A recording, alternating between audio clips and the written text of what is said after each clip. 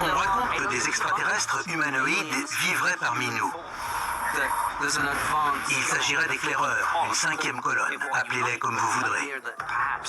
Mais ils seraient les précurseurs d'une invasion. Ils ont infiltré la Terre, occupent des positions de pouvoir et pourraient se trouver juste à côté de vous sans que vous le sachiez. Les gens pensent que les extraterrestres nous apparaîtront en posant leur vaisseau sur la pelouse de la Maison Blanche.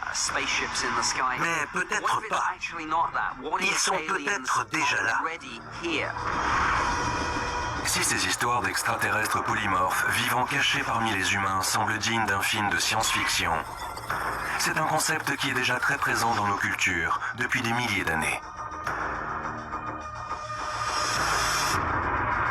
Dans l'Antiquité, la plupart des civilisations décrivaient des dieux qui non seulement descendaient des cieux, mais avaient la possibilité de changer d'apparence. La métamorphose est quelque chose que l'on retrouve dans bien des religions. Les dieux de l'Olympe en Grèce, les dieux hindous bien sûr, le panthéon égyptien. On retrouve très souvent l'idée d'un dieu à apparence humaine qui serait capable de se changer en quelqu'un d'autre ou en animal. Ces histoires ne sont pas là que pour nous divertir. Elles servent à donner un sens à notre vision du monde et de la religion. Et ça n'est pas quelque chose que nous pouvons contrôler. C'est même terrifiant dans la mesure où quand ces êtres arrivent sur Terre, quelle que soit leur apparence, ils peuvent passer pour des dieux à nos yeux.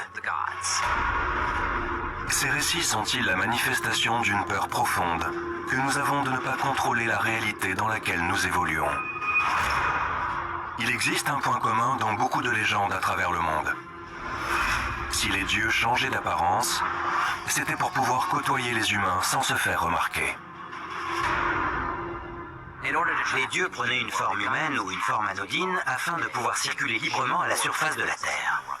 Zeus en particulier cherchait à avoir des relations sexuelles avec des femmes humaines. Par exemple, il pouvait prendre la forme d'un taureau pour attirer l'attention d'Europa, une princesse phénicienne. Dans la mythologie grecque, Europa chevauche le taureau. Il traverse la Méditerranée pour atteindre la Crète.